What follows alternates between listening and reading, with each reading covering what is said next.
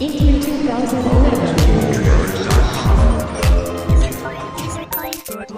Right now I'm here with Chris Reinhardt from Human Head in for E3 to show us Prey 2. We had the amazing CG trailer last week actually on GTTV, and now you've got the real game. So Chris, tell us about this game. We're seeing some live gameplay behind you here.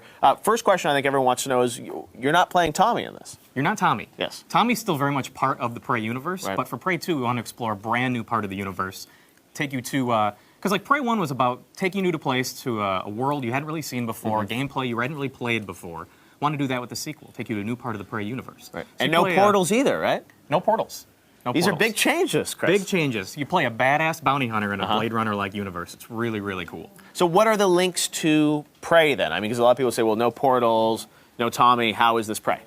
Well, it's Prey because we're kind of exploring both sides of the Predator-Prey relationship. Okay. So Prey 1, Tommy was the Prey. Prey 2, the new character, Killian Samuels, he gets to be the hunter. Okay. So and another big aspect of the connection between the two is, of course, Tommy himself. We're not going too much into Tommy. You're like going to be hunting role. Tommy? I don't want to go into that. Okay. But Tommy's definitely very much a part of the game. So we will hear more about Tommy. Tommy Absolutely, has not been forgotten about. The portals have been forgotten. There are no portals in Prey 2. No portals. All right. Laying that on the line. Now, let's take a look at this world. I mean, it's amazing. It matches the CG that we saw last week really well. So you're in this, this Blade Runner-esque world, and I know as a bounty hunter, obviously missions are important, earning money, Absolutely, right? yeah. Well, a big part of it is like what you're seeing here is we're going after one particular type of alien. This is kind of a mafia-like guy by the name of Dugar, and he's got the ability to teleport. So you have to use, and the player cannot teleport, so you have to use the full range of your abilities. Like right now we're using shoulder-mounted rockets to try to kill a bunch of his henchmen. Wow. Dugar can teleport away, and the player has to use these cool parkour abilities to chase him down, like he's going to chase him into a casino here and then try to capture Dugar. So as you're going after him, you have to like always stay close to the target because he could possibly get away. So, like I said, you have to like slide under things. So and is leap this through game, stuff. I mean, really just, finding targets, hunting them down, sort of, is it a chase game, or how would you describe the game? Chase is a big component of it, yeah. It's not just chase. I mean, chase is one big part of it. I mean, as a bounty hunter, there's a lot of different missions you take. You could take chase missions, you could take assassination missions, you could take like recovery missions where you go after like an innocent and try to recover him from someone who's, say, holding him hostage, that type of thing. Wow. So as you go through this, you obviously have different types of aliens. This part of the game, where are we seeing? Is this early in the game?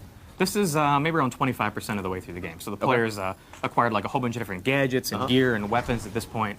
So, but this particular level is just like one fraction of all the different levels in the game. So. Right.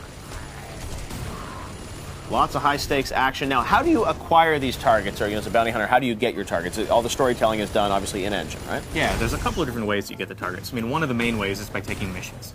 Clients will contact you and say, hey, I need a bounty hunter to go and capture or kill this particular guy. So you could do that. The other way is there's a lot of different scum and alien criminals throughout this world. So as you're wandering around kind of exploring the world, you'll come across them. They're just like hanging out in a bar, or they're gambling, or they're like trying to shake someone down for money. You'll find them, and then you can track them down and take them down.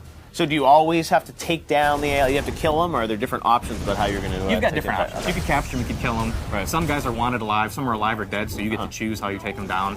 You might get more money if you capture them alive versus dead. And what are you going to do with all this money? Upgrade yourself. You get cool weapons, cool gadgets.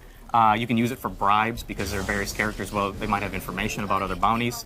You might have to threaten them to try to get the information, or if you want to try to take the more honorable route, you could try to bribe them and get the information that way instead of, the kind of threatening route. Now, the targets obviously get more difficult as you move on in the game. How does the gameplay change, though? Throughout the game? Yeah. The gameplay changes based upon, like, as I get different gadgets and gear, there's a lot of different types of bounties. Like the one we're showing today is a teleporting bounty. We've got bounties that have a lot of different kind of crazy, alien, freaky abilities that the player doesn't have. Can you acquire those abilities, though? Are they sort of innate to the characters? Or like teleporting, can you acquire a device that allows you to You don't get teleport? teleporting, no. But that's innate to certain characters. But there are some of the abilities they have that you do get in terms of, like, the types of gadgets that you have. Any examples you can give us?